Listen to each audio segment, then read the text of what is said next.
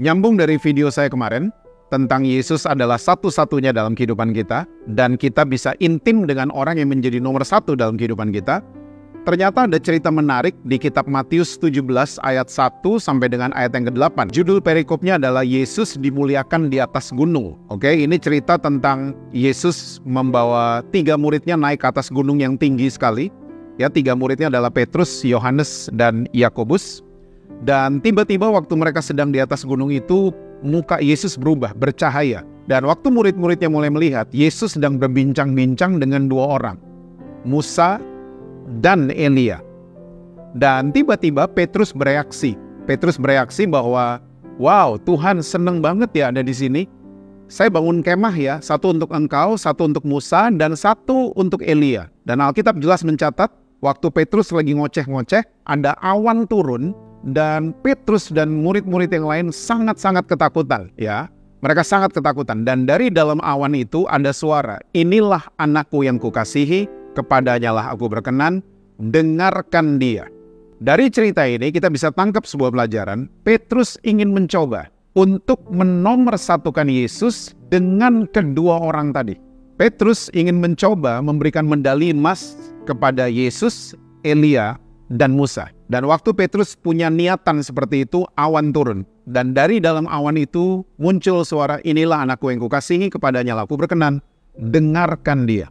Kita semua mesti tahu bahwa di perjanjian lama, orang-orang terbiasa hidup dengan hukum Musa dan kitab nabi-nabi. Nah, ternyata waktu di gunung itu yang muncul Elia dan Musa, ini bukan suatu yang kebetulan. Ya, kenapa nggak Daud yang muncul, kenapa nggak Abraham yang muncul, kenapa nggak Gideon, kenapa nggak Salomo yang muncul, tapi yang muncul adalah Musa dan Elia. Sekali lagi kita mesti mengerti bahwa orang-orang di perjanjian lama terbiasa hidup dengan hukum Musa dan kitab nabi-nabi. Musa melambangkan hukum Taurat, Elia melambangkan kitab nabi-nabi, suara kenabian. Nah, hari ini kita mau dengerin yang mana? Karena Roma 10 ayat 17 jelas dikatakan bahwa iman kita timbul dari pendengaran akan firman Kristus, bukan firman yang lain. Nah, seringkali kita orang-orang Kristen kita coba mencampur adukan semuanya. Akhirnya jadi nasi campur yang membingungkan. Jadi gado-gado yang membingungkan. Nah, hari ini saya ingin mengajak semua yang nonton video ini untuk kita mulai dengerin Yesus, oke? Karena iblis selalu memakai hukum Taurat untuk menuduh saudara. We're not done enough. Kita udah baca Alkitab 10 pasal, enggak, yang lain 11 pasal kok. Kayaknya enggak pernah cukup. Karena kita selalu merasa mengasihi Tuhan harus dengan usaha kita.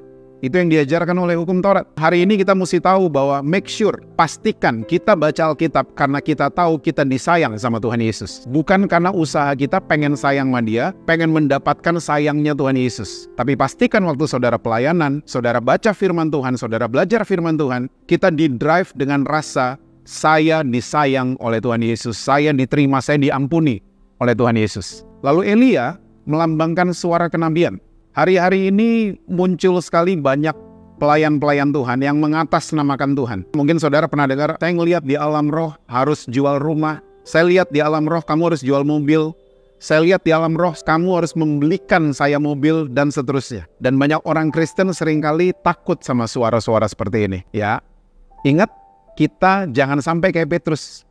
Kita mau menomorsatukan Yesus dengan hukumnya Musa, hukum Taurat, dan suara kenabian. Makanya Alkitab Perjanjian Baru mengatakan bahwa setiap nubuatan harus diuji. Dan kalau saudara baca baik-baik Perjanjian Baru, tugas Rasul dan para nabi adalah meneguhkan, bukan kata Tuhan ini, bukan kata Tuhan itu. Kamu harus jual rumah, saya lihat di alam roh kamu harus misi ke benua Afrika, dan lain sebagainya. Lalu umat yang mendengar ketakutan dan merasa itu suara benar-benar dari Tuhan. Teman-teman guys, di perjanjian lama roh Allah ada di luar manusia. Dan roh Allah menghampiri manusia. Tapi semenjak hari Pentakosta, Roh Kudus sudah tinggal di dalam setiap kita, saya dan saudara. Dan bukan berarti Roh Kudus di dalam saya kelasnya lebih premium dibanding saudara. Tidak. Semua Roh Kudus di dalam kita kelasnya sama, premium. Dan dia nggak cuma diem, dia bicara buat saudara. Makanya iman timbul dari pendengaran akan firman-Nya Kristus. suara di awan tadi di atas gunung kepada Petrus, dengarkan Yesus. Bukan dengerin yang lain. Jangan sampai kita mengkultuskan seorang hamba Tuhan. It's very dangerous.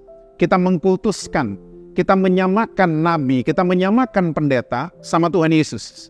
Be very careful with this issue.